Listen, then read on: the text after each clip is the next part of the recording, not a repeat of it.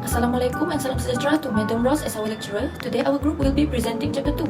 Starting off with the introduction, fish culture, or could be known as aquaculture, is the practice of breeding, raising and managing fish in controlled environments such as ponds, tanks or cages. Aquaculture includes the culture of fishes, mollusks, crustaceans and algae. The culturist manages the aquatic environment to protect the cultured species from predator, parasites and disease. Now we are digging into the subtopics, starting off with subtopic 1.2, application of emerging technologies to aquaculture research. The first point is genomic selection and genome editing. These technologies allow for the precise selection and modification of genetic traits in fish. It leads to improvement of growth rates, disease resistance, and overall performance in fish.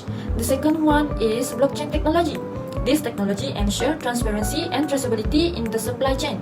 This helps in tracking the origin of the fish and ensure that they are sustainably farmed and legally caught. The third one is offshore farming. Aquaculture operations can be moved offshore to reduce environmental impacts and provide more space for expansion.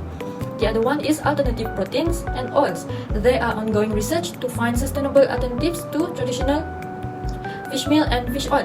This alternative includes plant-based proteins and algal-based oils. Moving on to the next subtopic, which is 1.3, stock improvement. This subtopic contains 5 points. The first one is genetic engineering. Genetic engineering used modern technologies such as CRISPR or Cas9 to directly modify the DNA of the fish to enhance wanted traits. The next one is environmental adaptation, selecting and breeding fishes that can survive in specific environments, conditions such as temperature and salinity. The next one, we have hybridization, combining beneficial traits from both parents by crossbreeding different species or strains. Selective breeding involves choosing parent fish with desirable traits. The last one is domestication of broodstock. This is to ensure consistent seed production for breeding and stock enhancement programs by developing domesticated broodstock. So next is sex reversal and production of monosex population and triploid. So what is sex reversal? So sex reversal involves in changing the sex of an organism from male to female or vice versa. Next is production of monosex population. It involves rearing population of only one sex. The rising of sterilized fish may be desirable as a measure to eliminate spawning in the farm population and to reduce the potential negative genetic effect of farm escape on natural population due to interbreeding. Next is triploid. Triploid are the organism with a 3 sides of chromosome instead of the usual 2. Now, let's move on to induction of sterility. So, inducing sterility in aquaculture is a valuable technique to prevent unwanted reproduction and genetic contamination of wild population. So, these are the examples of how they are sterility the fish. There are some common methods that can be used: triploidy, hybridization, chemical and hormonal treatment, surgical sterilization, and gene silencing. The next subtopic is interaction between farm and wild fish. These interactions are divided into 2 kinds of interactions. The first interaction is ecological interactions. Farm fish and wild fish will compete for resources. For example, they will compete for food and habitat. This potentially leads to reduced food availability for wild populations. Then we have waste accumulation. Excess feed and waste from fish farms can alter the local environment, affecting water quality and the health of wild fish. The third one is disease and parasite transmission. Disease and parasites from farm fish can spread to wild populations, causing health issues and population declines. The last point is behavioral changes. Wild fish may change their behavior due to the presence of fish farms, such as aggregating around feed sources, which can make them more vulnerable to predators. I will be discussing the impact of genetic pollution and selective pressures on wild fish populations caused by farm fish. The first one is genetic pollution. When farm fish escape into the wild, they often mate with native fish populations. This interbreeding can dilute the unique genetic traits of wild fish, leading to genetic pollution. This reduction in genetic diversity is critical because it compromises the species' resilience to disease and environmental change. Over time, this can result in weaker populations that are less capable of adapting to new challenge. And the second one is selective pressures.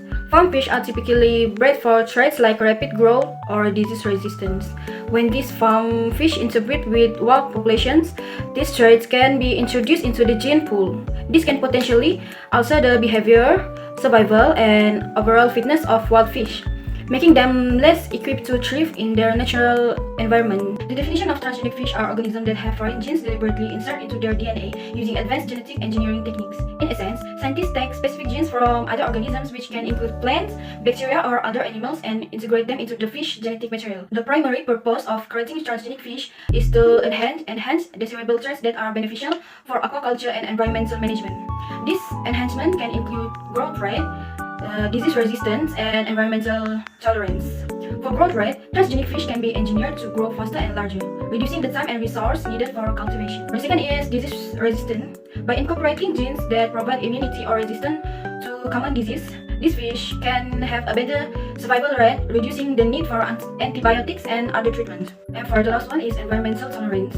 These modifications can allow fish to thrive in a wider range of environmental conditions, such as varying temperatures or salinity levels, making them more resilient to climate change and habitat fluctuations. There are various techniques employed to introduce foreign genes into the DNA of fish, including microinjection, electroporation, and sperm-mediated gene transfer. For microinjection, this involves directly injecting the desired genetic material into the fertilized egg of the fish. For electroporation, in this technique, an electric field is applied to the fish cells to make their membranes more permeable, allowing the foreign DNA to enter the cells. So for the last method is sperm-mediated gene transfer. This method involves binding the foreign DNA to the sperm cells, which then carry and integrate the new genetic material into the egg during fertilization. The feed ingredients for fish culture. The first one is proteins. Proteins are essential for tissues growth and repair in fish. They provide the necessary building blocks known as amino acids, which are crucial for maintaining strong and healthy tissues. Common sources of protein in fish diets include fish meal, soy, wheat, and corn. These ingredients ensure that fish get a balanced mix of amino acids required for optimal growth and health. For the second is fats. Fats play a vital role in providing energy and are necessary for the absorption of fat-soluble vitamins. So the third one is carbohydrates. Carbohydrates serve as a quick and efficient source of energy for fish. They are included in fish diets in the form of grains and cereals, which are easily digestible and provide the necessary fuel for daily activities and metabolic process. Number 4 is fibers. Fibers aid in digestion and help maintain a healthy gut environment. They are included in fish diets in the form of plant-based materials such as cellulose. Fibers ensure the smooth movement of food through the digestive tract, preventing issues like constipation and promoting overall digestive health. So number 5 is additives. Additives are included in fish diets to improve health and boost the immune system. These include probiotics, prebiotics, and immune stimulants. For feed resource, there are 5 resources, which is fish meal and fish oil, plant-based ingredients, alternative protein source, byproducts, and sustainable practice. For fish meal and fish oil is traditional source of high-quality protein and omega-3 fatty acid. For plant-based ingredients is soy, corn, wheat, and other grains are increasingly used to reduce reliance on fish meal. The third one is alternative protein source, which is insect meal, algae, and single-cell proteins are being explored as sustainable alternatives.